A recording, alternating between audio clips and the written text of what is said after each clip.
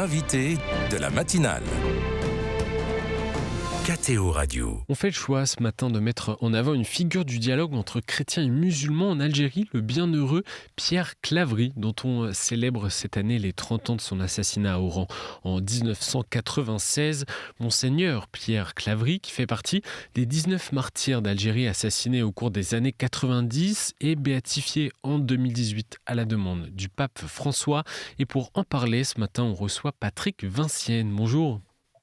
Bonjour. Merci d'être avec nous. Vous êtes laïc dominicain et vous avez notamment écrit le livre « Prier 15 jours avec Pierre Claverie ». C'est paru aux éditions Nouvelle Cité. Patrick Vincienne, un mot, il y avait un mot qui vous vient à l'esprit pour présenter et parler de Pierre Claverie, ce serait quoi ? Eh bien, écoutez, c'est un frère pour moi, je dirais, puisque je suis laïc dominicain. Et c'est une personne aussi que j'ai découvert dans ce contexte, puisque notre fraternité a pris son nom avec ce qu'on connaissait de lui, ce qui nous a poussé à approfondir notre connaissance, et on est tombé du haut de l'armoire en comprenant son parcours. Pierre Claverie, en parlant de ce parcours qui est dominicain, ordonné évêque d'Oran en 1981, lieu où il a été assassiné en 1996 devant son évêché par l'explosion de sa voiture. Vous pouvez nous rappeler le contexte des années 90 rapidement en Algérie, celui de cette guerre civile ? Écoutez, c'est ce qu'on appelle les années noires. Il y a eu des dizaines, voire centaines de milliers de morts. Donc une guerre civile. Et si Pierre Claverie se trouvait là, c'est parce que d'abord il est né dans ce lieu.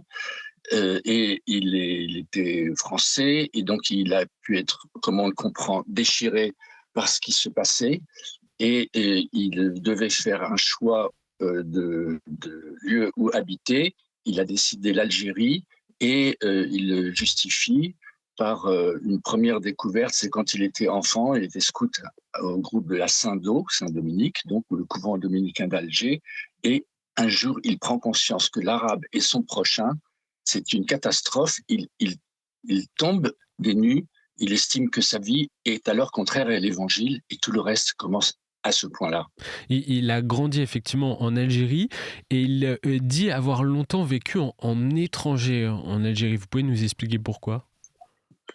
Voilà, parce qu'il était dans un contexte de pieds noirs, dans une famille aimante, et puis tout allait bien, et un jour, il découvre que l'arabe était son prochain, et ses parents ne lui avaient pas dit.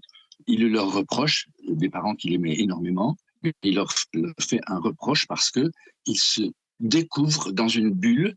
Aujourd'hui, on a des bulles de diverses façons, que ce soit les réseaux sociaux, des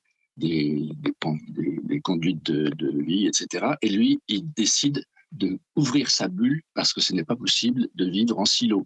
Et ça a particulièrement marqué sa personne et la suite de sa vie, sa foi, le fait de se rendre compte qu'il ne connaissait pas forcément l'autre en Algérie, qu'il ne connaissait pas 9/10 de la population. Voilà. Et du coup, il est remis en question avec deux orientations, scout et dominicain. Et il découvre évidemment Saint-Dominique, qui était espagnol, marcheur et prêcheur, fondateur de l'ordre dominicain il y a 800 ans, et il décide de se faire pauvre avec les pauvres, Saint-Dominique, en laissant Dieu faire en lui. Donc ça, c'est une source d'inspiration énorme pour Pierre Claverie. Il était, si on revient sur la fin de sa vie, il était en danger, il était menacé à l'époque avant d'être assassiné ? Absolument, et il le savait.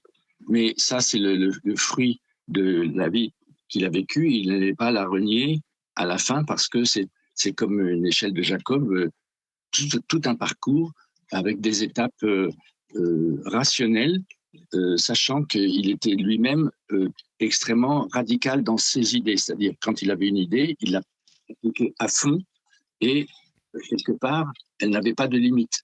Donc, ce qui rend la chose très complexe, et voilà. C'est une volonté qui s'affirme à chaque étape. Je cite un passage de votre livre, c'est des mots qui ont été prononcés par Pierre Claverie. Le maître mot de ma foi aujourd'hui est le dialogue, non pas par tactique ou par opportunisme, mais parce que le dialogue est constitutif de la relation de Dieu aux hommes et des hommes entre eux. Patrick Vincienne, ça dit beaucoup de ses convictions? Ben, ça dit beaucoup parce qu'il n'assène pas, même s'il est convaincu, il dialogue. Il y a un passage fameux où il discute avec un aubergiste toute une nuit. Donc, en gros, aujourd'hui, vous allez dans les bars et vous discutez. Vous n'assénez pas votre vérité, vous l'échangez. Et donc, il respecte énormément la personnalité de l'autre et il s'est installé aussi dans un lieu où sa personnalité à lui est très différente puisqu'il vient de métropole d'origine. Il dit quelque part qu'il s'installe sur les lignes de fracture de l'humanité. Donc, vous notez le vocabulaire tellurique, tout est intense et les plaques tectoniques dont il parle, c'est les rapports de l'Orient avec l'Occident, de l'islam avec la chrétienté, des deux bords de la Méditerranée, voilà. Donc, il décide de s'installer sur ces lignes de fracture, c'est-à-dire là où les choses se font, se transforment, où le monde se crée ou se défait. Parce qu'il est parti faire ses études en France et il a décidé de revenir justement en Algérie. Quel rôle en Algérie il a essayé d'avoir comme prêtre puis évêque dans cette société qui était une société fracturée après la guerre d'Algérie? Quel rôle il a essayé d'avoir en lien avec ce dialogue, avec cette fraternité?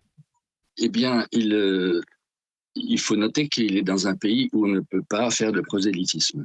Donc, pas question de se dresser au coin de la rue et de prêcher l'évangile. L'évangile se vit, ne se dit pas forcément, sinon avec des gestes, pas toujours avec les mots dans ces cas-là. Et du coup, il veut se faire frère avec les autres et les aimer comme des frères. Il décide aussi de se faire pauvre avec les pauvres. Et c'est ce qu'il a appliqué, il a appliqué tout au long de sa vie, tout au long de son ministère? Oui, et d'ailleurs, dire se faire pauvre avec les pauvres, la formule est jolie, on passe à autre chose. Non. Il dit il n'y a pas de vie sans amour, ni d'amour sans abandon de toute possession. Donc, il faut se faire pauvre. Il décide de se faire pauvre. Et comme il y a des écrits qui en attestent, il confesse à un moment que la pauvreté matérielle, ce n'est rien par rapport à la pauvreté spirituelle qui est l'humilité. Et la pauvreté matérielle, il la vivait parce que Jean-Jacques Perrennes, son ami qui l'a découvert après sa mort, a remporté ses affaires. Et il disait les affaires personnelles de Pierre Claverie tenaient dans une petite valise. Donc, il rigole pas. Il joue, sinon sa peau, en tout cas, c'est le jeu de la vérité. Il a été un acteur marquant de l'histoire contemporaine de l'Église en Algérie, on peut dire ça? Certainement. D'ailleurs, ce n'est pas innocent de savoir que les 19 béatifiés qui ont fait l'objet d'une grande cérémonie à Oran ont en tête Pierre Claverie. Il n'était pas leur maître, mais avec les moines de Tibérine, avec les Pères Blancs, enfin, il était l'un des 19, mais Pierre Claverie est considéré un petit peu comme à la tête de ce troupeau, alors qu'il ne l'était pas en termes de rapports humains. C'était des frères. Et est-ce qu'il y a un lien qu'on peut établir justement entre Pierre Claverie et les 7 moines martyrs de Tibérine? Oui, il y a un lien avec le frère Christian de Chergé. Ils avaient à peu près le même âge. Évidemment, l'un était dominicain, l'autre bénédictin, mais tout ça ne les différenciait pas, ce sont des nuances. Ils finissaient par penser pareil.